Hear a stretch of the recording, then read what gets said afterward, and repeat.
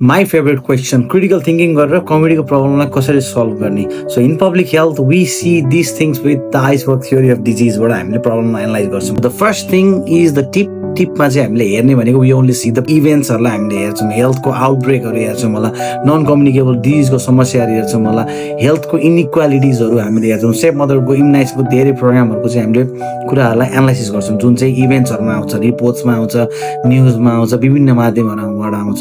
So but we don't see the thing that is inside the water. So most of the भाग चाहिँ पानीको मुनि हुन्छ र जुन कुरा लुकेका हुन्छन् त्योमा धेरै कुराहरू समस्याहरू लुकेका हुन्छ. जस्तो एउटा बिहेभियरको पार्टको कुराहरू हुन्छ. हामी हेल्थको प्रब्लम लिएर हामी स्वास्थ्य संस्थामा किन जाँदैनौँ? पर्सेप्सन, बिहेभियर होइन.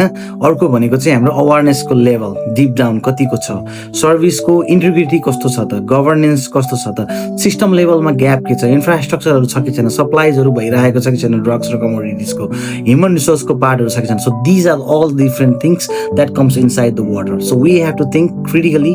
हामी पब्लिक हेल्थमा यसरी सोध्छौँ र प्रब्लमलाई त्यसरी आइडेन्टिफाई गर्छौँ.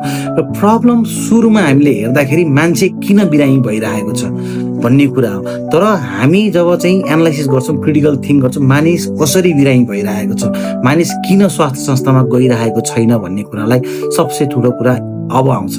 त्यहाँ ग्याप आइडेन्टिफाई हुन्छ र त्यसलाई ब्रिजिङ गर्ने पार्ट चाहिँ हामीले अब पोलिसी कस्तो चाहिन्छ त, सर्भिस लेभललाई चाहिँ स्ट्रेन्थन गर्नको लागि के इम्प्रुभमेन्टहरू गर्नुपर्छ त भन्ने कुराहरू हामीले यसरी एनालाइसिस गर्छौँ. So this is the thing that we see from the iceberg theory of disease. माथिको पार्ट र मुनिको पार्टलाई हामी त्यसरी हेर्नुपर्छ. So this is the end of this episode. Stay tune for the next episode and I love taking this kind of questions. So do ask me the question, I will do the research for you. So stay tune for the next video. Bye by.